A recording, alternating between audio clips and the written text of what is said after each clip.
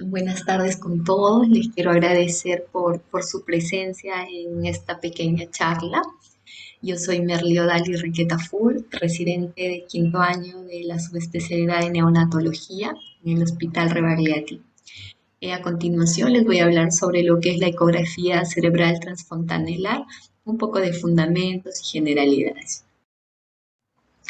A manera de introducción, decirles que este es un método no invasivo que puede realizarse sin necesidad de traslados al pie de la cama del paciente o al pie de la incubadora del paciente.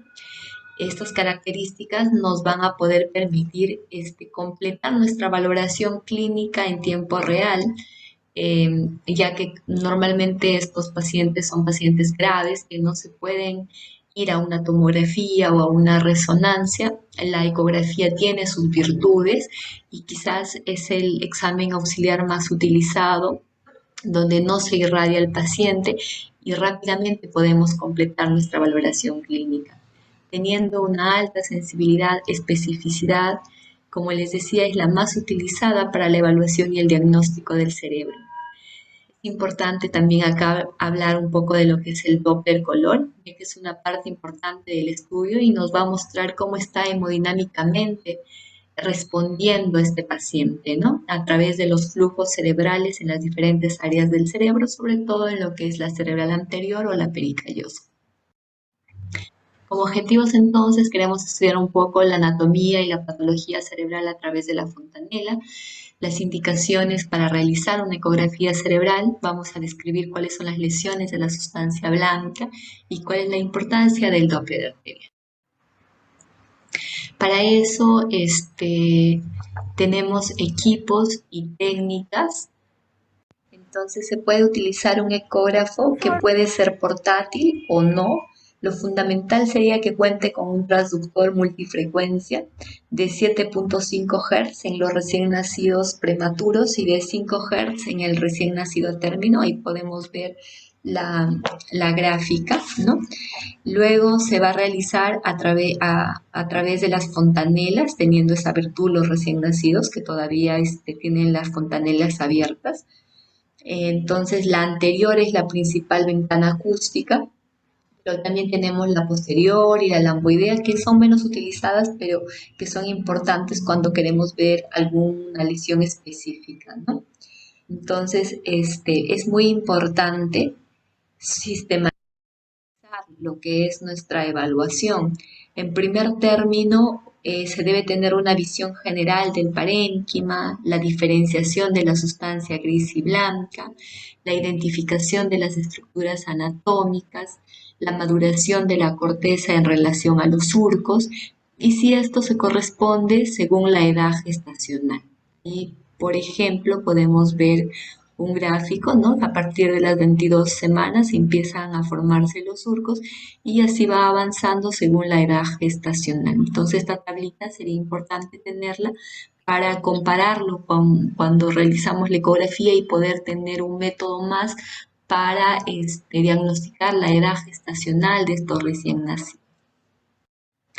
Por ejemplo, acá les he puesto un cuadro comparativo, lo que es la ecografía cerebral de un recién nacido de 26 semanas versus la ecografía cerebral de un bebé de 37 semanas. Nos podemos dar cuenta que hay gran diferencia con respecto a las circunvoluciones, lo cual nos habla de la madurez. Y acá nos faltaba ver la tercera imagen, donde también son estructuras de la línea media del cerebro de un neonato, donde vamos a ver en las flechas blancas gorditas el cuerpo calloso, en la blanquita fina sería el tercer ventrículo, en la flechita negra el tálamo, ¿no? Y donde están estos rombitos sería el vermis del cerebelo, ¿no? Bueno, también tenemos que evaluar lo que es el sistema ventricular y los espacios subaracnoideos. Son relevantes, al igual que la vascularización correspondiente, con un Doppler y con un índice de medición En esta imagen podemos ver, ¿no?, en la figura 1, donde dice la A, lo que son los ventrículos laterales, y en el gráfico de al lado todas las estructuras de la línea media que ya lo desarrollamos. Bueno, existen principalmente a través de la ventana transfontanelar lo que son el corte coronal y el corte sagital. El corte coronal, el traductor va a estar ubicado en la fontanela anterior con la muesca o la marca hacia el lado lateral y se va a deslizar de adelante hacia atrás en busca de las estructuras a evaluar, ¿no? Ahí podemos ver en la gráfica una vista de frente y una vista lateral. La que lo va a determinar es la muesca o la marca, como les decía. En el corte sagital, en cambio, tenemos el transductor. En la fontanela anterior se va a identificar la línea media y desde ese punto se va a deslizar tanto a la derecha como a la izquierda en busca de los diferentes cortes parasagitales. En la vista coronal vamos a tener lo que son 6 cortes y en los cortes sagital vamos a tener lo que son 5 cortes.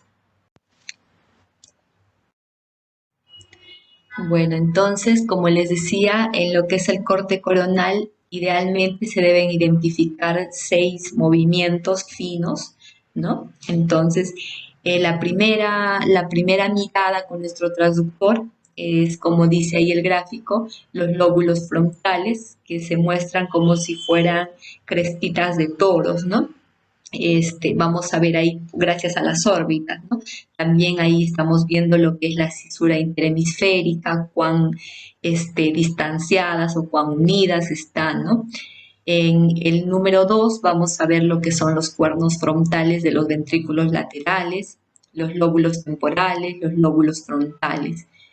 Seguimos avanzando y vamos a poder ver en el lado 3 lo que son las estructuras de los lóbulos temporales. Ahí ya vamos a ver lo que es el tronco cerebral, el cuerpo calloso, el tercer ventrículo y lo que es la cisura de Silvio.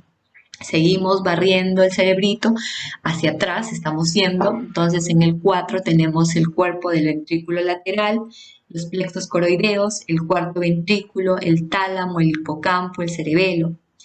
Seguimos avanzando y llegamos al corte número 5, donde ya vamos a ver lo que son los lóbulos parietales, el glomus del plexo, el ventrículo lateral y el cerebelo. Y por último, en el sexto corte, vamos a ver lo que son los lóbulos occipitales, ¿no? No precisamente hay que buscar exactamente los 6 cortes exactos cada estructura, ¿no? Pero sí a grandes rasgos o con la práctica ya podremos identificar si en alguno de estos cortes hay algo fuera de lo común, ¿no? Entonces, por eso es importante. En cambio, en lo que es los cortes sagitales, les decía que son 5 cortes, ¿no? A partir de la línea media, que es el tercer corte, donde vamos a ver lo que es el cuerpo calloso, la arteria pericallosa, y sus ramas, más el cuarto ventrículo y la fosa posterior, ahí era donde decía que le vamos a ver a lo que es la dama con su vestido. Uno va a hacer ángulos, ¿no? Uno de 15 y otro de 30 grados a la derecha y a la izquierda igualmente un ángulo de 15 y de 30 grados para poder ver las estructuras. Por ejemplo, puede uno empezar por cualquiera de los lados, ¿no? Lo que va a encontrar, si hace primero el corte de lo que son 30 grados, va a encontrar lo que es el lóbulo temporal con la cisura de Silvio y la arteria temporal anterior. Y continuando va a encontrar el plexo coroideo y el surco caudotalámico, el ventrículo lateral y el trígono, ¿no? Entonces eso es lo que vamos a ver tanto para la derecha como para la izquierda. Bueno, entonces, a manera de resumen, vamos a ver en este dibujo de un corte sagital del cerebro donde se va a observar la línea media. Ya hablamos todo lo que respecta a la línea media, las estructuras que vamos a tener que ver, el cuerpo calloso, que es casi el que le da el esqueleto al cerebro, lo que es el septum pelúcido, que está inmediatamente inferior, el tercer ventrículo, el tronco y la fosa posterior, donde vamos a poder ver lo que es el cerebro. Igualmente acá es un dibujo en corte sagital que más bien nos muestra lo que es el sistema ventricular, ¿no? Entonces ahí también vemos un ejemplo de la ecografía de un prematuro de 29 semanas, donde podemos diferenciar el cuerpo calloso, el septum pelúcido, el plexo coroideo y finalmente lo que es el tronco. Bueno, ¿a quiénes se les debe realizar una ecografía cerebral? Y se les debe realizar esta ecografía a los prematuros, a los pacientes con diagnóstico prenatal de alguna alteración o malformación del sistema nervioso o que ya nació con alguna de estas deformaciones o malformaciones. ¿A quién más lo vamos a realizar? A los recién nacidos con diagnóstico de cualquier síndrome genético, porque hay que descartar asociación, buscar otras anomalías. ¿A quién más le vamos a realizar? A los recién nacidos que nacen con encefalopatía hipóxico-isquémica o en el camino hacen una encefalopatía hipóxico-isquémica, ¿no? ¿A quién más lo vamos a realizar? A los pacientes que tengan restricción del crecimiento intrauterino, a los pacientes con sepsis o meningitis, a los que tienen policitemia, una deshidratación, una deshidratación hipernatémica que muchas veces le lleva al edema cerebral, ¿no? Y ahí mismo nos puede ayudar a buscar malformaciones, a buscar cómo está evolucionando este paciente. De rutina le realizamos a los prematuros, idealmente dentro de las primeras 24 o 48 horas, para ver problemas perinatales. Los prematuros extremos tienen más vulnerabilidad y una alta incidencia de injuria del sistema nervioso. La incidencia de parálisis cerebral es de un 6 a un 17%. Entonces, entre la semana 24 y 37 se produce un significativo aumento del volumen del cerebro, del tronco y del cerebelo. Así, las estructuras simples sin surcos van desarrollando macroscópicamente circunvoluciones y una compleja conexión de lo que son axones, dendritas, oligodendrocitos y las neuronas. Bueno, entonces si se realiza la ecografía y esta es normal, se repite semanalmente según evolución hasta el alta o hasta que complete las 38 o 40 semanas de edad gestacional. Ahora vamos a hablar de lo que es la hemorragia cerebral. Bueno, y hay que saber que en los recién nacidos a término es poco frecuente y se producen normalmente por traumatismos, por malformaciones vasculares y tumores. Sin embargo, en el prematuro la lesión cerebral es frecuente, ¿no? Y se va a producir por un sangrado de la matriz germinal, con una incidencia incluso del 20 al 30% en los menores de 32 semanas o menores de 1.500 gramos. ¿Y quién es la matriz germinal? Es un tejido subependimario, transitorio, muy vascularizado, que recién empieza a involucionar a las 34 semanas. ¿Quiénes tienen este riesgo de presentar la hemorragia cerebral? Los prematuros menores de 1.000 gramos o menores de 32 semanas, los que tengan morbilidades asociadas múltiples, una patología materna, una encefalopatía hipóxico-isquémica y los mayores de 34 semanas tienen menos riesgo, lo cual tampoco es exento completamente. Bueno, en esta vista, por ejemplo, tenemos el plexo coroideo, normalmente se va a extender desde el ventrículo lateral anterior y se va a estrechar hacia un punto al nivel de la cisura caudotalámica, ¿no? En la región de esta fisura caudotalámica se va a encontrar lo que es la matriz germinal, que como les decía es muy vascularizado y recién va a desaparecer a medida que el feto crece en el útero. Y aunque este revestimiento no se visualiza con la ecografía, en el área donde reside esta matriz germinal se va a tener que examinar exhaustivamente debido al riesgo de sangrado en el área, ¿no? Entonces acá podemos ver justamente en esta vista lateral lo que está la unión, ¿no? Caudotalámica. Por eso es importante, esta es una vista parasagital y estamos viendo ahí lo que es la unión caudotalámica, ¿no? El plexo coroideo se va a estrechar justamente en esta región y no debe aumentar de tamaño y tampoco debe confundirnos, porque ya sabemos que como es una unión, se va a ver un poco más hiperecogénico en la ecografía. Igualmente, acá les muestro gráficos de lo que los tres primeros gráficos ABC son una hemorragia de primer grado o también conocida como una hemorragia subependimaria. Hay que observar que la hemorragia se limita solamente a esa escotadura caudotalámica y que la coroides no se estrecha en ninguna parte de su trayecto. Podemos ver ahí en la vista acá, la coronal, vemos acá que es estrechado, esto de acá es la hemorragia, ¿ya? Y estas de acá son vistas laterales, que ya sabemos que en la unión siempre es un poco más hiperecogénico, pero en este caso no se ha estrechado más. En los gráficos inferiores podemos ver lo que es la hemorragia del grado 2 y ya se puede ver que, por ejemplo, acá, ¿no? Como la extensión del coágulo llega casi hasta el cuerno occipital, donde está la flechita. Y acá en la vista coronal, acá podemos verlo, ¿no? Que normalmente son como chinitos los cuernos laterales y ahí se ven obstruidos. Bueno, con respecto a la clasificación y la clínica, normalmente la clínica puede evolucionar desde una forma aguda en casos de sangrados que son muy importantes y bruscos, los cuales se va a evidenciar incluso una fontanela anterior tensa y el paciente va con un shock hipovolémico, puede convulsionar, ¿no? A esto se llama lo que son catastróficas las hemorragias, ¿no? Pero también puede ir por el lado contrario, ¿no? Donde el sangrado es menor e incluso puede que no presente mayor clínica o puede presentar apneas, ¿no? Va a depender bastante de la ubicación, la extensión, ¿no? Del paciente, la edad gestacional. Y en la clasificación tenemos 3 grados.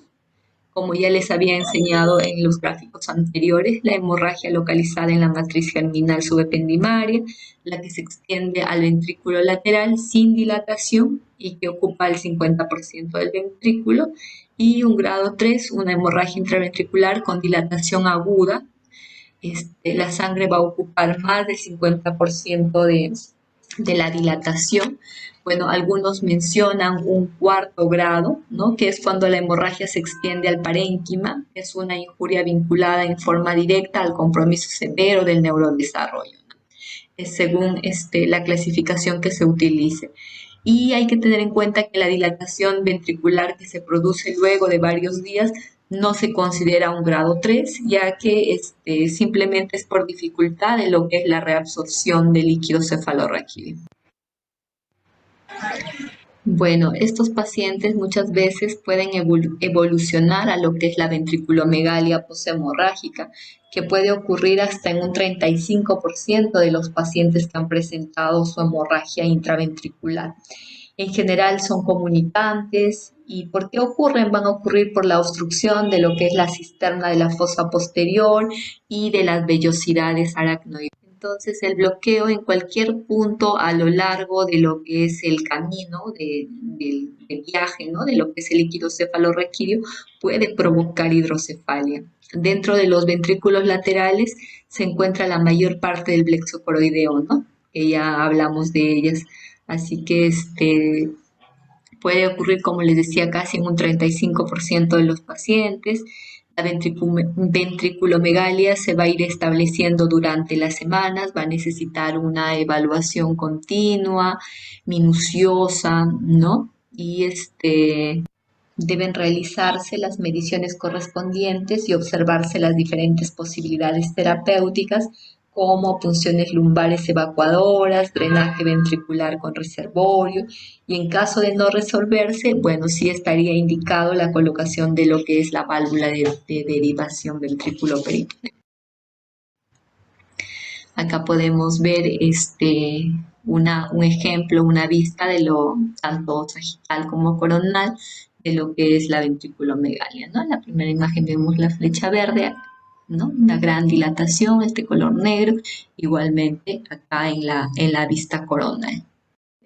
Y el máximo diámetro biparietal es otro índice de Evans que también se utiliza. Luego existen lo que son las lesiones de la sustancia blanca y se consideran 2 tipos de lesiones. Una, el infarto hemorrágico periventricular, y la otra lo que es la leucomalacia periventricular. El infarto hemorrágico entonces se va a ver hasta en un 15% de los niños que van a presentar sangrados, pueden desarrollar esta lesión que es frecuente en el área frontal o parietal y puede extenderse hacia áreas cavitadas, ¿no? Que luego se pueden unir a los ventrículos. En cambio, lo que es la leucomalacia periventricular, en la evaluación ecográfica más bien vamos a observar hiperecogenicidad periventricular frecuente de ver en los prematuros extremos de bajo peso, que sí va a necesitar un estudio mucho más, más exhaustivo, más complejo, como una resonancia para el seguimiento, ¿no? Porque tiene un mayor índice de evolución tórpida, ¿no? Ante la presencia de esta hiperecogenicidad, es importante controlar, como les digo, la evolución. En el caso de persistir en más de 2 semanas, pueden comenzar ya a evidenciarse lo que son los quistes en el interior de la lesión. Y bueno, eso lo va a dar la clasificación, que ahí justamente les he puesto un cuadro que aparece en el libro de la doctora Ocio, ¿no? Que es de acuerdo a la cantidad de quistes y la ubicación de quistes periventriculares. Ahora, hay otras lesiones que también se pueden observar en la ecografía cerebral y que es importante buscarlas, ¿no? Por ejemplo, en lo que es la encefalopatía hipóxico-isquémica, tenemos que ver lo que es el edema cerebral, lo que es una evolución, ¿no? Va desde el edema cerebral, la icogenicidad de los núcleos de la base, hasta llegar a las áreas hemorrágicas, infartos, lesiones de la sustancia blanca, quistes de lo que sería la atrofia cerebral, ¿no? Entonces, y ahí podemos ver justamente en esa imagen, ¿no? La encefalopatía neonatal realmente es raro, ¿no? Se presenta en 1 de cada 3.000 nacimientos, intervienen muchos factores perinatales, del parto, de la cesárea o incluso del propio recién nacido. Entonces es necesario la preparación del personal en lo que es reanimación o en la recepción de estos recién nacidos, ¿no? Un personal altamente calificado por el riesgo de muchas veces esas encefalopatías que no tienen causas. En los pacientes que nacen con asfixia tenemos muchas veces algunas estrategias como la hipotermia, pero no en todos. Así que es fundamental acompañar el tratamiento con un monitoreo cerebral. Como les decía, desde el edema cerebral que no, a veces no se ve inmediatamente, pero sí se puede ver un poco a las 48 horas, a las 24 horas, ¿no? Y normalmente se borran los surcos, se evidencia porque va a ser una ecogenicidad difusa del parénquima, que como les digo se va a ver todo borroso. En cambio, la ecogenicidad de los núcleos de la base puede observarse recién a partir de las 48 horas y se va a asociar ya a un compromiso neurológico severo, ¿no? Y ahí cuando llegamos a las áreas hemorrágicas, a los infartos, es mucho más severo, ¿no? Es importante también hablar sobre el índice de resistencia, que para poder realizarlo, tanto el flujo y el Doppler correspondiente, se va a necesitar abordarlo desde la fontanela anterior en un corte sagital, donde se va a poder visualizar la arteria pericallosa, la cerebral anterior, justo por delante del cuerpo calloso, ¿no? Este índice de resistencia se va a calcular restando la velocidad sistólica máxima menos la velocidad diastólica. Gracias a Dios todos los equipos lo calculan automáticamente. Nosotros no solamente tenemos que presionar el modo y no tenemos que calcularlo, pero la forma de calcularlo es así, ¿no? A través de las velocidades de la sístole y la diástole. Ahora, ¿qué nos refleja este índice de resistencia? Nos refleja todo el flujo sanguíneo cerebral y nos permite medir la velocidad media. Estos valores de índice de resistencia varían según la edad gestacional, la situación clínica que presenta el paciente, por ejemplo, si tiene hemorragias, apneas, encefalopatía o un ductus con repercusión hemodinámica, hidrocefalia o una enterocolitis necrotizante. Hay valores que se consideran de acuerdo a diferentes autores, ¿no? Por ejemplo, de la doctora Ocio nos habla de un índice de resistencia para el pretérmino de 0.75 más menos 0.12 y para los recién nacidos a término con un índice de resistencia de 0.7 más menos 0.10. Esto puede variar de acuerdo a la bibliografía que se pueda revisar. Entonces, hay que tener en cuenta que los índices de resistencia pueden ser más altos en los prematuros, en los pacientes que están con ductus hemodinámicamente significativo, y es importante calcularlo porque muchas veces encontramos diástoles ausentes, diástoles reversas, y uno, de acuerdo al tratamiento que está dando en ese momento, puede ir monitorizando las gráficas, puede ir viendo si con inotropos, si con volumen, con restricción, se va recuperando ese flujo sanguíneo, ¿no? Así que no es difícil y se debe realizar también este índice de resistencia.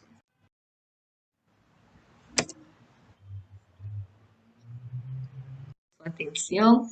Bueno, acá estamos el grupo del Rebagliati, que sí llevamos. Muchas gracias a todos. Justo por ahí terminaba la presentación y nos ganó el tiempo también. Todas las preguntas les debo